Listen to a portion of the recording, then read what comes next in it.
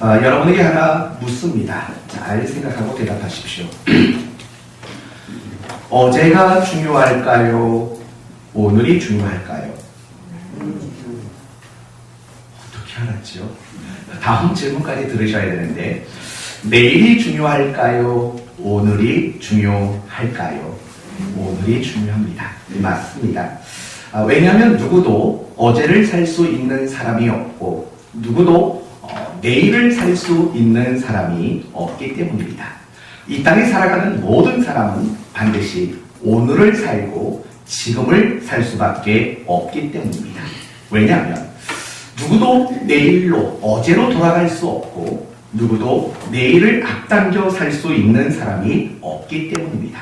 그렇기 때문에 우리가 살아가는 날 중에 가장 중요한 날은 오늘이고 우리가 살아가며 겪게 되는 모든 순간 중에 가장 중요한 순간은 바로 지금이라는 순간입니다. 그래서요, 성경을 보아도 오늘이라는 것들을 강조하는 그런 본문의 이야기들이 사실은 굉장히 많습니다. 예를 들면 여호수아가 마지막 부분에 이스라엘 백성들을 향해서 너희가 하나님을 선택할 것인지 바알을 선택할 것인지 오늘 택하라 라고 말했고, 히브리서 3장 말씀에도 오늘이라 일컫는 동안에 매일 피차 번명하며 오늘이라고 불리워지는 그 날 안에 신앙의 내용들을 만들라고 그렇게 번면하고 있는 겁니다. 그리고 우리가 자주 고백하는 주기도문 있지 않습니까? 엄밀히 말하면 이 주기도문도 오늘을 위한 기도인 겁니다. 조금만 의역하면 이런 말이 됩니다. 오늘 아버지의 이름이 거룩히 여김을 받으시고 오늘 하나님 나라가 임하게 해주시고 오늘 아버지의 뜻이 하늘에서 이룬 것처럼 땅에서 이루어지게 해주시고 오늘 죄의 유혹을 이기게 하시고 오늘의 양식을 주시고 오늘 우리의 죄를 사하시고 오늘 우리를 시험에 들게 하지 마소서 라는 오늘을 위한 기도라는 것도 여러분은 아실 겁니다. 이처럼 우리 그리스도인에게 중요한 것은 많고 많은 날 중에 오늘이고 많고 많은 순간 중에 지금이라는 순간이 가장 중요하다는 것을 우리는 잊지 말아야 합니다. 오늘 본문의 이야기가 바로 이겁니다. 바울은 자신에게 주어진 오늘, 자신에게 주어진 지금이라는 그 순간 속에서 그리스도인답게 살아낼 수 있는 능력을 가지고 있노라 라고 바울이 고백하는 내용입니다. 그러므로 오늘 말씀을 근거로 저와 여러분 모두도 그런 능력을 얻기를 원합니다. 오늘이라는 날, 그리고 지금이라는 이 순간 속에서도 그리스도인으로 살아낼 수 있는 능력, 그 능력의 비결이 무엇인가를 확인함으로 여러분 모두도 바울과 같은 그런 믿음의 고백, 신앙의 고백의 자리로 나아가는 그런 시간 되시기를 예수 그리스도의 이름으로 축원드립니다. 이제 오늘 본문을 살펴봅시다. 10절을 보면 내가 주 안에서 크게 기뻐함은 이라고 말합니다. 지금 사도 바울은 자신이 굉장히 크게 기쁘다고 그렇게 말하고 있는 겁니다. 그렇다면 지금 바울이 기쁘다고 말하는 이유가 뭡니까? 10절을 연이어서 보시면 너희가 나를 생각하던 것이 이제 다시 싹이 남이니 너희가 또한 이를 위하여 생각은 하였으나 기회가 없었느니라. 이것 때문에 바울은 굉장히 기뻤다는 겁니다. 간단하게 말하면 이런 말입니다. 빌립보 교회의 성도들이 자신을 위해서 물질적으로 도움을 주었기 때문이라는 겁니다. 그리고 같은 말을 조금만 더 구체적으로 말하면 이런 말이 됩니다. 지금 빌립보 교회의 성도들은 박해라는 상황에 처해 있었고 또한 그로 인해서 여러 가지 삶의 제재와 제약을 받고 있는 상황이었습니다. 그래서 그들은 궁핍하고 그들은 어려움 가운데 있었던 사람들입니다. 그랬던 빌립보 교회의 성도들이 바울을 위해 선교 기금을 모금했고 에바브로디도 편에 그 선교비를 보내주었기 때문에 크게 기쁘다 이렇게 말하고 있는 겁니다. 그런데요 여러분, 여기까지만 들으면 바울은 돈을 좋아하는 속물처럼밖에 안 보입니다. 겉모양이 그렇지 않습니까? 너희가 나를 위해 물질을 보내고 나를 위해 선교 기금을 보내준 거 그것 때문에 너무 기쁘다 이 말만 들으면 얼마든지 바울은 속물로밖에는 안 보입니다. 그래서 바울은 그것이 아니라는 것을 이야기하기 위해서 이제 11절의 이야기가 나오는 겁니다. 내가 궁핍함으로 말하는 것이 아니다. 분명히 말하지요. 내가 물질이 필요했는데 때마침 갖다 줘서 고맙다. 그것 때문에 기쁘다. 이게 아니라고 말합니다. 그러면서 하는 말이 뭡니까? 어떤 형편에든지 나는 자족하기를 배웠노니. 연이어서 말합니다. 나는 비천에 처할 줄도 알고 풍부에 처할 줄도 알아. 모든 일, 곧 배부름과 배고픔과 풍부와 궁핍에도 처할 줄 아는 일체의 비결을 배웠노라. 요즘 당합니다. 내가 그 선교비를 받고 기쁜 것은 그 돈, 그 자체 때문에 기쁜 건 아니다. 난 그런 사람 아니다. 나는 어떤 순간에도 자족할 줄 아는 능력을 가진 사람이다. 그러면서 여러분이 좋아하는 성경 구절이 나오지요. 내게 능력 주시는 자 안에서 내가 모든 것을 할 수 있느니라. 결국 요지는 그거죠. 선교비 보내준 거 고맙다. 그것 때문에 기쁘다. 그러나 그건 내가 궁핍했기 때문에 기쁜 게 아니라 다음번에 나눌 이야기지만 너희가 그런 어려운 상황에서도 하나님 나라 위에 너희의 물질을 쓸 수 있는 사람이 된 것, 그것 때문에 나는 기쁘다라고 바울이 이야기를 하고 있는 겁니다. 이게 오늘 본문의 내용입니다. 이제 이 본문의 내용을 가지고 우리가 첫 번째 굉장히 중요한 걸 살펴보려고 합니다. 과연 신앙이란 무엇인가? 여러분은 과연 신앙이 무엇이라고 생각하십니까? 단지 교회에 다니는 게 신앙입니까? 성경을 읽고 단지 기도하는 것이 신앙이라고 생각합니까? 그러면 다르게 묻습니다.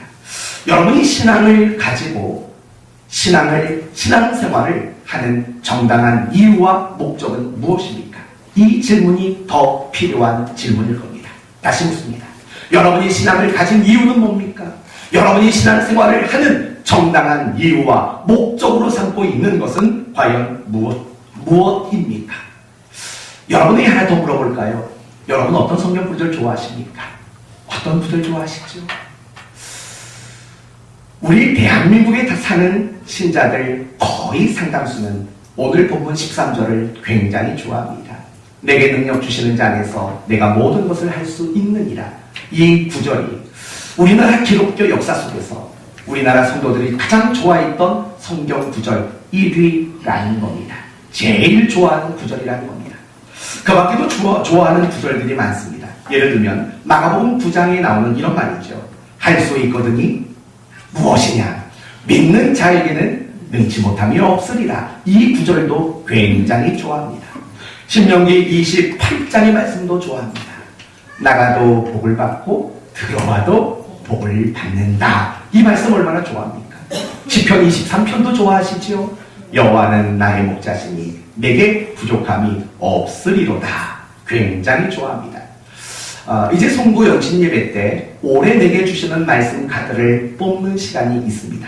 만약에 그 말씀을 뽑았는데 빌립보서 4장 13절이 나오고 또 시편 23편 1절이 나온다면 여러분 기분 굉장히 좋을 겁니다.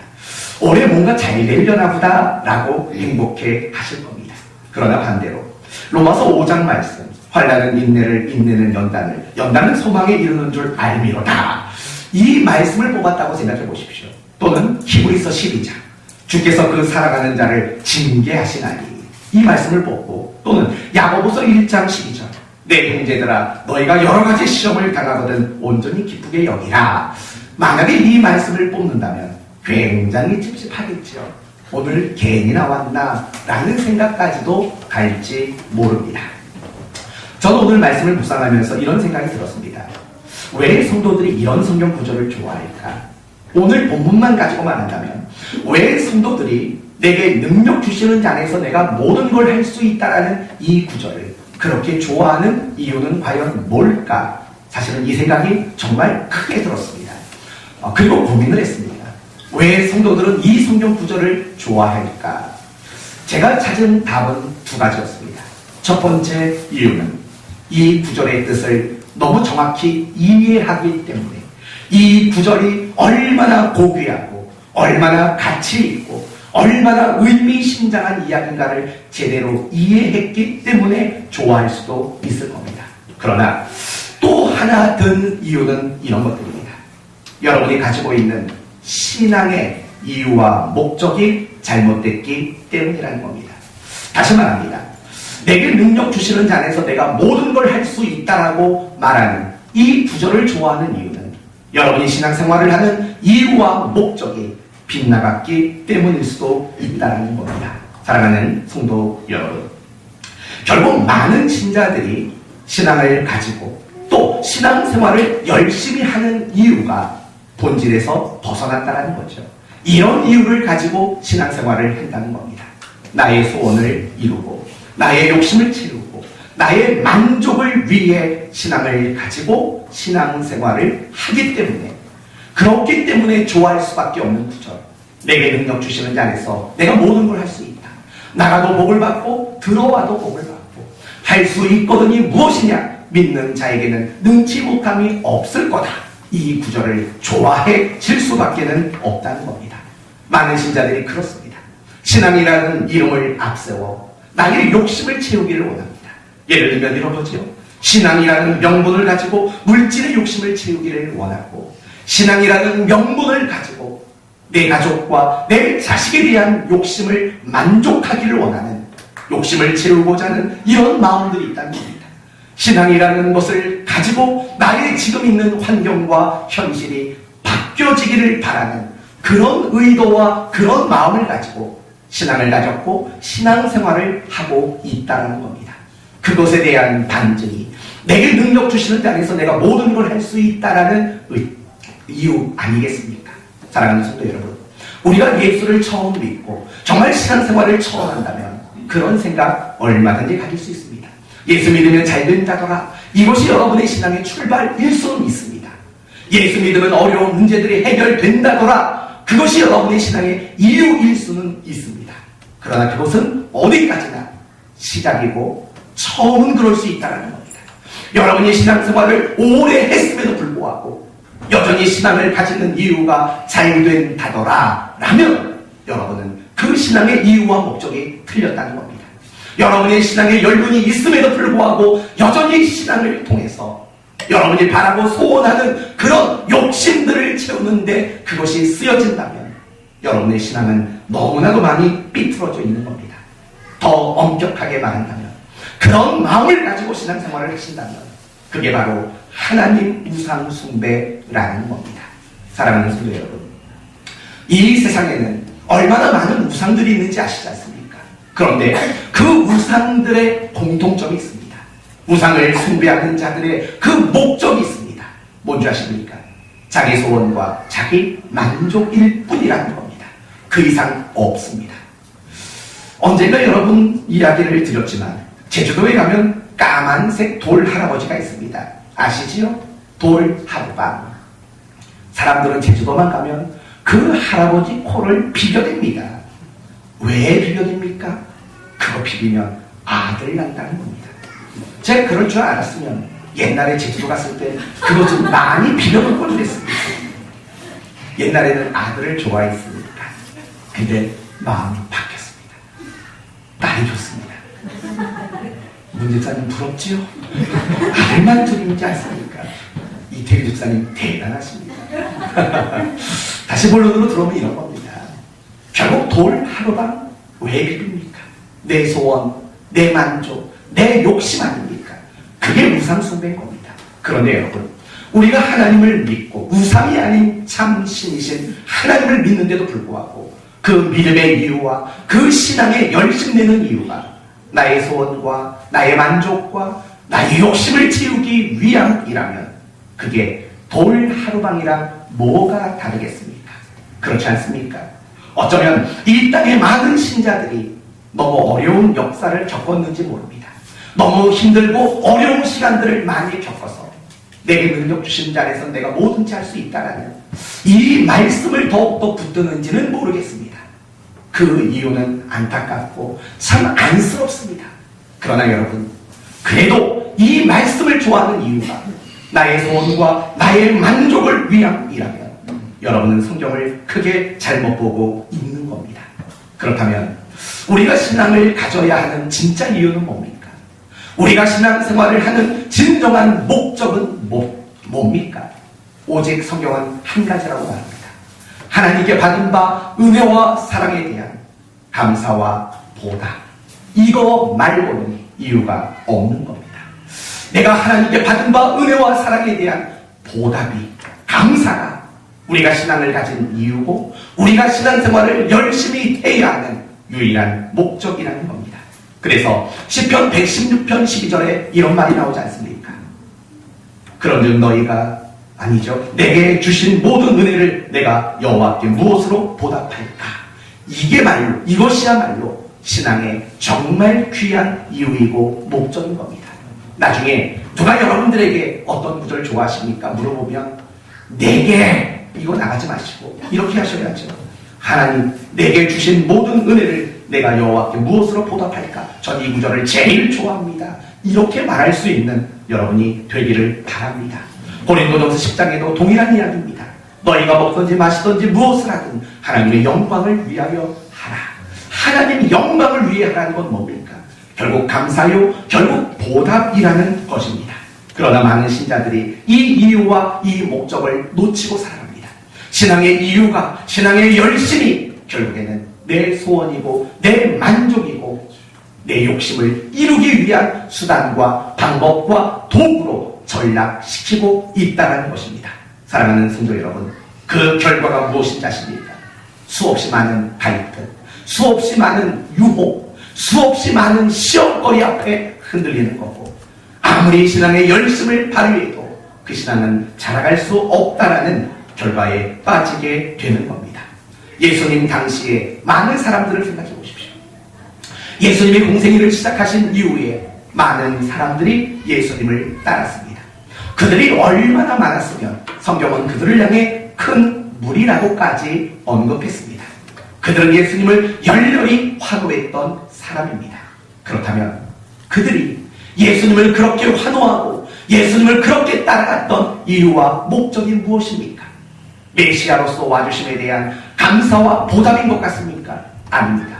먹는 문제 때문입니다. 그리고 그들의 질병의 문제 때문이고 이스라엘 나라의 해방과 독립을 원하는, 자신이 소원하는 것, 자신이 목적하는 것, 그것을 붙들러내기 위해 그들은 예수님을 열렬히 따라다니며 환호했던 겁니다. 그러나 결국 예수님은 그들이 원하는 것들을 이루어주지 않았습니다. 그래서 그들이 어떻게 되었습니까? 예수를 십자가에 못 박으라고 소리치는 성난 군중으로 돌변했다는 거 아시지요? 우리도 똑같은 겁니다. 우리가 왜 신앙생활을 하면서 많은 시험과 유혹과 갈등에 빠지는 줄 아십니까? 정말 성경이 우리에게 요구하는 것과 내가 신앙을 붙잡은 이유가 서로 다르기 때문입니다. 성경은 이쪽으로 가라고 말하는데 나는 신앙이라는 걸 통해서 이쪽 길을 걷고 싶은 겁니다. 그러니 갈등이 생기지 않겠습니까? 그러니 유혹이 생기는 거고, 그러니 시험거리가 생기고, 그러니 신앙은 조금 더 전진해 가지 못하는 것 아닙니까? 너무나도 많은 신자들이 보답이 이유와 목적이 아니라 보상이 이유와 목적인 이런 모습으로 신앙생활을 하고 있다는 겁니다. 그래서 좋아하는 구절이 내게 능력 주시는 자 안에서 내가 모든 걸 할 수 있다. 이 구절을 좋아할 수밖에 없는 겁니다. 그걸 좋아해야 내 소원과 내 만족이 이루어지기 때문 아닙니까? 사랑하는 성도 여러분, 저는 여러분이 오늘 이 시간 다시 한 번 더 여러분의 마음판에 평생 지워지지 않는 그 글씨를 남겼으면 좋겠습니다. 나의 신앙의 이유와 목적은 오직 감사와 보답뿐입니다. 이 신앙의 고백 위에 여러분을 다시 세워놓으십시오. 여러분이 신앙생활하는 것 보상의 이유와 목적일 수 없는 겁니다. 다시 돌아가십시오. 감사하는 자리로 다시 시작하십시오.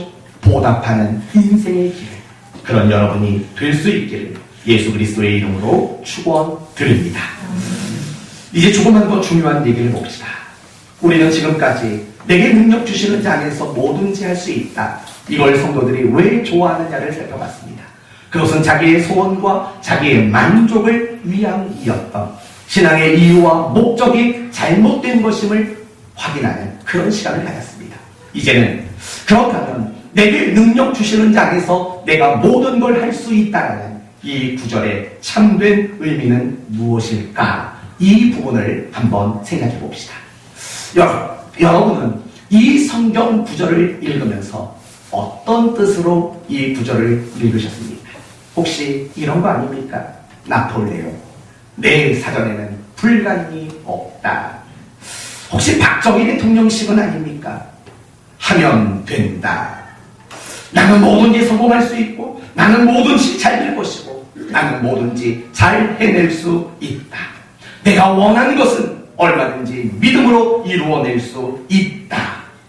신앙의 천하무적, 신앙의 슈퍼맨이 되는 것, 그런 것을 염두하고 이 구절을 여러분은 이해하고 있지는 않습니까? 그러나 결론부터 말한다면 제가 지금까지 말씀드린 이런 식의 내용으로 내게 능력 주시는 자 안에서 내가 모든 걸 할 수 있다라고 바울은 말한 적이 없습니다.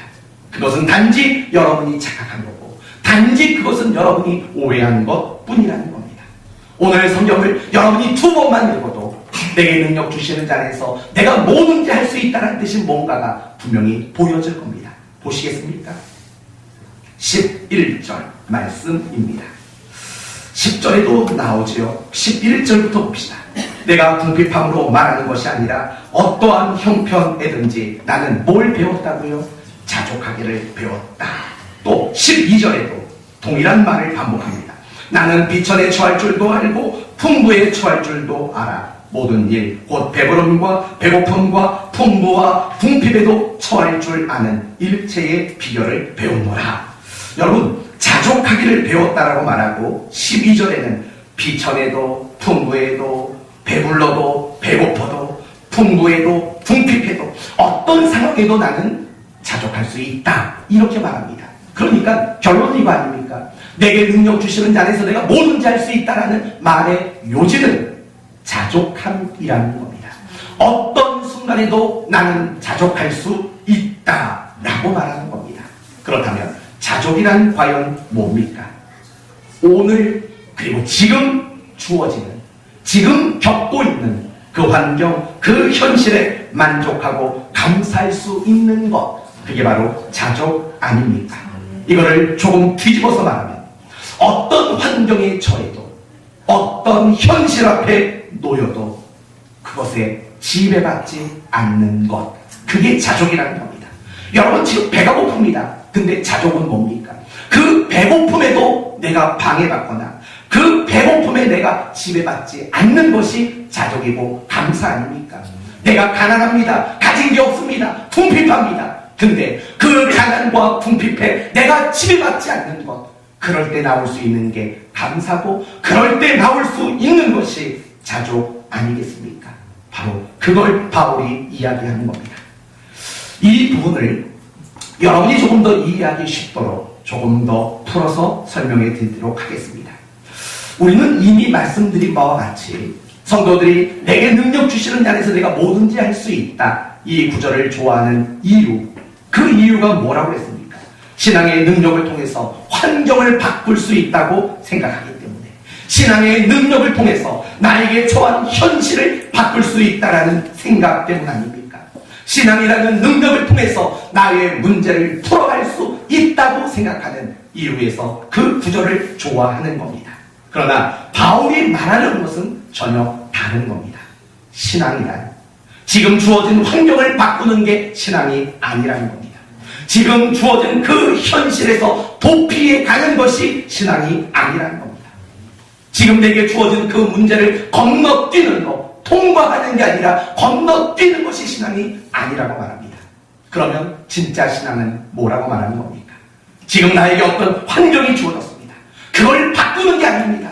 그 환경 속에서도 그리스도인으로 살아내는 것, 그게 신앙이라고 말하는 거죠. 지금 현실이 나를 아무리 짓눌러도 그 현실 앞에서 그리스도인답게 살아내는 실력, 그게 신앙이라는 거죠. 어떤 문제가 내게 다가와도 그 문제 앞에서 나의 그리스도인 됨을 놓치지 않는 것, 그게 신앙이라는 거 아닙니까? 사랑하는 성도 여러분, 그 차이를 이해하시겠습니까? 많은 신자들이 이 구절을 좋아하는 이유는 환경과 현실과 문제를 피해가기 위함입니다. 그러나 바울이 이 구절을 외치는 이유는 어떤 환경과 어떤 현실과 어떤 문제 앞에서도 그리스도인으로 살아내겠다라는 겁니다. 도망치느냐 감당하느냐, 바로 그것이 이 구절에 대한 우리의 이해와 바울의 이해의 가장 큰 차이점이라는 겁니다. 여러분 자신을 이 말씀 앞에서 점검하셔야 합니다. 여러분은 신앙을 가지고 환경과 현실과 문제를 회피하는 쪽으로 쓰셨습니까? 아니면 그 신앙을 가지고 어떤 환경이든 그것을 감당해내려고 그 순간 속에서도 나의 그리스도인됨을 살아낼 수 있는 일에 쓰시는데 여러분의 신앙이 발휘되고 있습니까? 만약에 여러분이 이런 의미로 환경이 어때도 현실이 어때도 문제가 어때도 내가 그리스도인으로 살아낼 수 있다라는 이 의미로 구절을 좋아하신다면 여러분은 정말 훌륭한 신자가 맞습니다. 그러나 아직도 신앙을 통해서 환경과 현실과 문제를 도망치고 싶은 마음을 가지고 있다면 다시 정신 차리셔야 합니다. 다시 여러분의 신앙을 재점검하셔야 합니다. 그렇게 해서는 안 됩니다. 그렇게 해서는 여러분의 신앙이 결코 자라갈 수도 없고 여러분이 하나님의 은혜 안에 있는 자로서의 누릴 수 있는 은혜와 평강은 여러분에게 없게 된다는 겁니다. 여러분은 어떤 사람이 신앙의 능력이 있는 사람이라고 생각하십니까? 기도만 하면 현실이 바꿀 수 있는 사람입니까? 기도하면 귀신을 쫓아내는 사람입니까? 천사의 말을 하는 사람입니까? 방언을 말하는 사람입니까? 병든 자를 고치는 사람입니까? 기도를 잘하는 사람입니까? 물론 그것도 어느 정도 신앙의 실력, 능력 맞습니다. 그러나 그것이 성경이 말하는 진짜 신앙의 실력과 능력은 아닙니다. 바울이 말하는 신앙의 실력, 하나님이 우리에게 주시고자 하는 신앙의 실력은 여러분에게 이미 말씀드린 바와 같이 오늘 그리고 지금 내게 주어진 그 순간 속에서 그리스도인으로 살아낼 수 있는 것, 그런 사람이 진짜 신앙의 실력자라는 것입니다. 하나님이 여러분에게 주시고 싶었던 신앙의 본질이 이겁니다. 하나님이 여러분에게 주시기를 원하시는 신앙의 실력이 바로 이거라는 겁니다. 제발 도망칠 생각하지 마십시오. 제발 어떻게 하면 이 문제를 건너뛸 수 있을까를 생각하지 마십시오. 이렇게 기도하는 게 맞습니다. 하나님, 내가 처한 환경은 이렇습니다. 내가 당면한 문제는 이겁니다. 이 환경 속에도 이 문제 앞에서도 그리스도인으로 살아내게 해 주시옵소서. 이게 바로 여러분의 기도의 제목이 되어야 되는 거 아닙니까? 여러분, 바리새인과 서기관들, 그들을 성경은 신앙의 실력자라고 말하지 않습니다. 뜻밖이죠. 그들은 성경을 많이 합니다. 누구보다도 엄격합니다. 그들은 누구보다도 많이 알고 잘 가르쳤습니다. 그러나 그들을 누가 신앙의 실력자라고 말한 적 있습니까? 아닙니다. 왜 그렇게 하십니까? 그들은 많이 알지만 그들은 어떤 학자요, 어떤 실력 있는 지식을 가졌지만 살아내지를 못한 거 아닙니까? 그래서 그들을 향해 했던 말이 뭡니까? 나더러 주여 주여 하는 자가 다 천국 갈 것이 아니라 아버지의 뜻대로 행하는 자라야 들어가리라고 그렇게 엄중한 경고를 한 거 아닙니까? 사랑하는 성도 여러분, 여러분의 신앙의 수준이 무엇을 가지고 근거합니까? 뭘 많이 합니까? 뭘 잘합니까? 그게 여러분의 신앙의 수준이 아닙니다. 어떤 환경 속에서도, 아니요, 정확히 말한다면 오늘 여러분이 그리스도인으로 얼마나 살아내느냐가 여러분의 신앙의 수준인 겁니다. 여러분이 얼마나 많은 신앙의 능력을 가졌느냐의 문제는 얼마나 많이 아느냐가 아니라, 얼마나 많이 경험했느냐가 아니라, 지금 이 순간에 내가 그리스도인으로 얼마나 살아내느냐, 그게 결국에는 여러분의 신앙의 수준이요 실력이라고 말할 수 있는 겁니다. 지금 여러분 가난해서 힘드십니까? 그 가난 속에 그리스도인으로 살아내십시오. 여러분이 너무 가진 게 많아서 걱정거리가 없습니까? 그래도 그 부유함 속에서도 그리스도인으로 살아내십시오. 몸이 아프세요? 몸이 아파도 그리스도인으로 살아내는 일을 놓치지 마십시오. 몸이 너무 건강해서 돌멩이도 씹어도 소화가 잘 되십니까? 그래도 그리스도인으로 살아내는 일 놓치지 말아야 합니다. 여러분이 하는 어떤 일에 실패하셨습니까? 실패라는 그 자리에서도 그리스도인으로 살아내는 일 놓치지 말아야 합니다. 성공했습니까? 그 성공 속에서도 그리스도인으로 살아내는 일 놓쳐서는 안 됩니다. 누군가에게 많은 사랑을 받고 있습니까?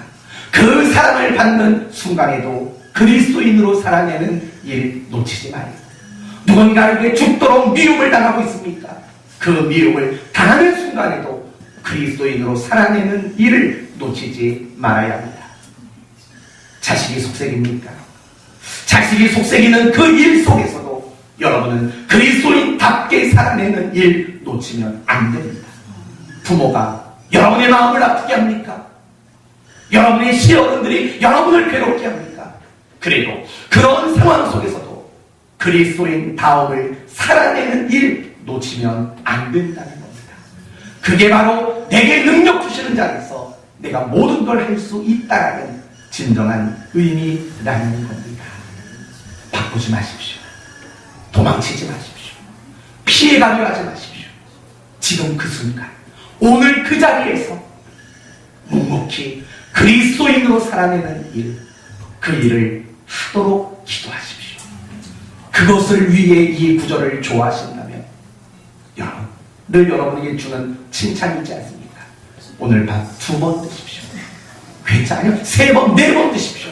많이 드셔도 됩니다. 그런 여러분 될 수 있기를 바랍니다.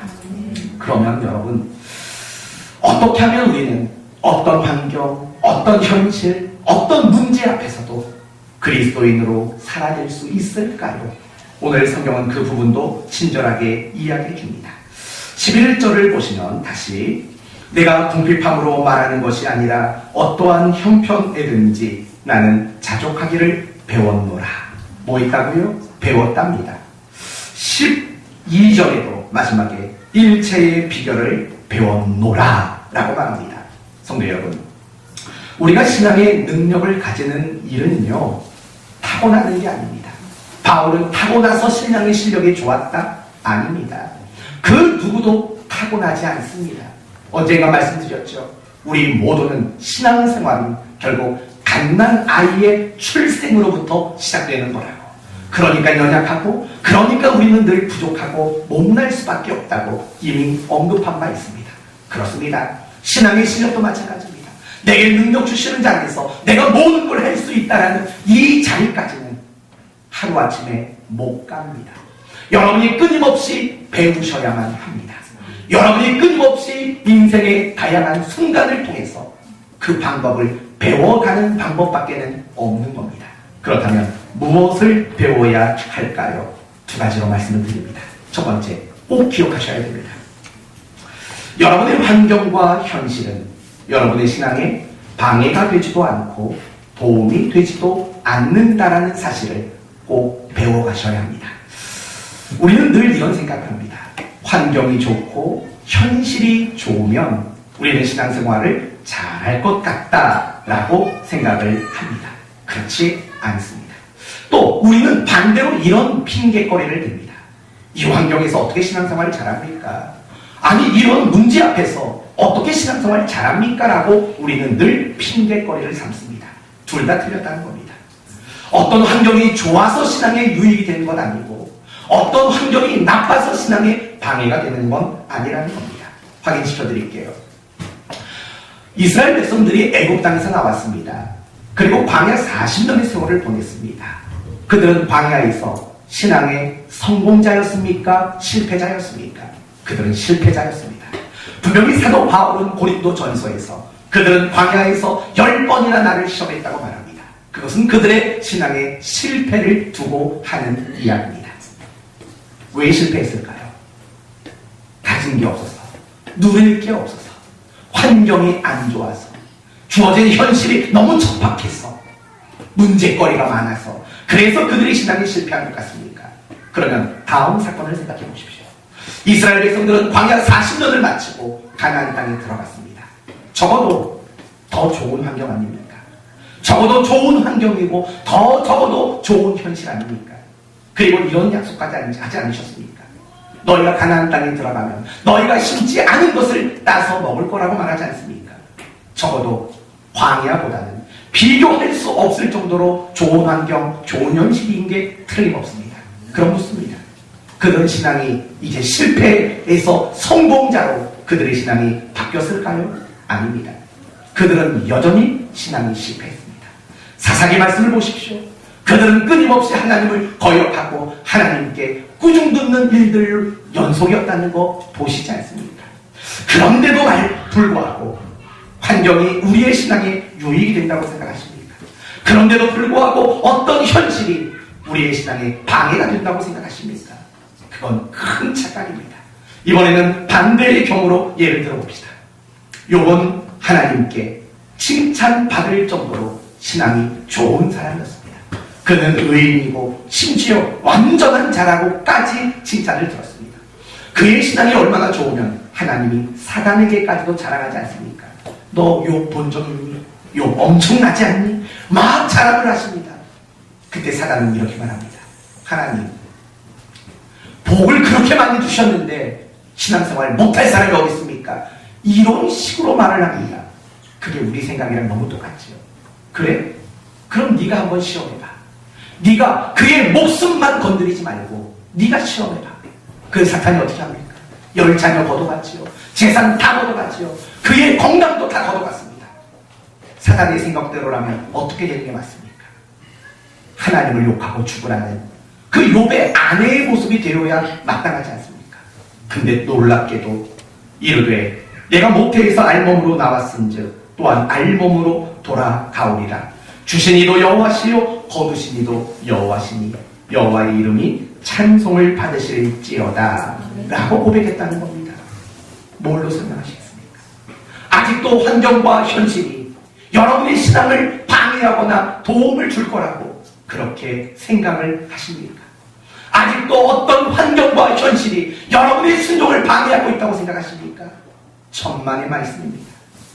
여러분이 순종하지 못하는 일, 여러분이 하나님을 사랑하지 않는 일, 여러분의 신앙생활을 제대로 하지 못하는 일, 환경, 현실, 그 이유가 아니라는 겁니다. 신앙이란 환경과 현실에 지배받는 것이 아닙니다. 신앙이란 환경과 환경과 현실에 어떤 지배를 받는 것 아니라는 걸 배워가셔야 하는 겁니다. 어쩌면 우리의 인생이 그걸 배우는 과정 아닙니까? 내가 생각하기를 정말 부자가 되면 나는 믿음 생활 잘할 것 같았는데 이 일만 해결되면 나는 하나님 앞에 바르게 설 거라고 생각했는데 그게 아니라는 걸 깨닫는 겁니다. 그게 아니라는 걸 비로소 배우게 되는 겁니다.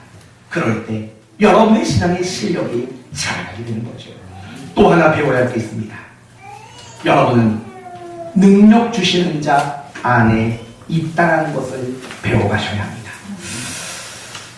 결국 신앙이란 갈라디아서 말씀의 양식대로 말하면 그리스도와 연합하는 사건이 신앙의 사건입니다. 빌립보서 말씀대로 말하면 내게 능력 주시는 자 안에 거하게 되는 것이 바로 신앙의 시작인 겁니다. 결국 그 말은 무슨 말입니까? 우리는 그 능력 주시는 하나님 안에 있는 자입니다. 환경이나 현실에 의해서 우리의 것들이 결정되는 것은 하나도 없습니다. 우리의 인생의 주관자는 내가 될 수도 없고 우리의 인생의 주관이 세상의 일들이 될 수도 없는 그런 사람이라는 겁니다. 우리는 오직 한 가지, 내게 능력 주시는 그분이 우리의 인생을 주관하고 내게 능력 주시는 그분이 우리의 인생을 결정해 가신다는 그 사실을 깨달을 때 우리는 비로소 신앙의 실력자로 우리는 그렇게 세워져 간다는 겁니다. 신령한 자가 누굽니까? 우리가 영적으로 살아간다는 말이 무엇입니까? 그것은 내 인생이 나와 세상에 의해서 결정되는 것이 아니라는 것을 아는 그 순간 신령한 자의 삶이 시작되는 거고 영적인 자의 삶은 시작이 되는 겁니다. 그리고 더 나아가서 그 사실을 깨닫고 이제는 하나님 앞에 엎드려 항복하고 순종하는 것, 그게 신령한 거고 그게 영적으로 살아가는 겁니다. 여러분이 하나님 앞에 항복하는 일이 없다면, 여러분이 하나님 말씀 앞에 순종하는 일이 없다면 그건 신령한 게 아니고 그게 영적인 일이 아니라는 것을 기억하셔야 합니다. 아시겠습니까? 여러분의 환경은 여러분의 신앙의 유익도 방해도 될 수 없고, 여러분의 환경과 현실이 여러분의 인생을 결정하지 않습니다. 오직 내게 능력 주시는 그분만이 우리의 인생을 붙들고 있고, 내게 능력 주시는 오직 그분만이 내 인생을 결정해 가시고 끌어가시는 분이십니다. 그걸 배워야 됩니다. 여러분의 삶을 통해서, 여러분이 이 땅을 살아가며 겪게 되는 모든 순간을 통해서 그걸 배우셔야 합니다. 그럴 때 여러분은 사도 바울의 고백처럼 내게 능력 주시는 자리에서 나는 모든 걸 할 수 있다라는 이 믿음의 자리로 우리는 나갈 수 있게 된다는 겁니다. 무슨 말인지 아시겠습니까? 이제 항복하십시오. 이제 하나님 앞에 항복하십시오. 여러분의 감정과 여러분의 분노와 여러분의 상처와 여러분의 아픔 앞에 걱정하지 마시고 항복하지 마시고 오직 여러분 붙들고 있는 그분 앞에 매일매일 순간마다 항복하십시오. 그럴 때 여러분은 바울과 같은 그 고백의 자리로 나가게 될 줄로 믿습니다. 말씀을 마칩니다. 여러분은 환경 안에 사는 게 아닙니다. 여러분은 현실 안에 사는 게 아닙니다. 여러분은 여러분에게 능력 주시는 자 안에 살고 있습니다. 그렇기 때문에 그 어떤 환경도, 그 어떤 현실도, 그 어떤 문제도 여러분을 방해할 수 없습니다. 지금, 오늘 주어진 그 자리에서 그리스도인으로 살아내는 그 일에 힘쓰십시오. 그리고 여러분의 신앙의 이유는 오직 감사와 보답으로만 만들어 가셔야 합니다.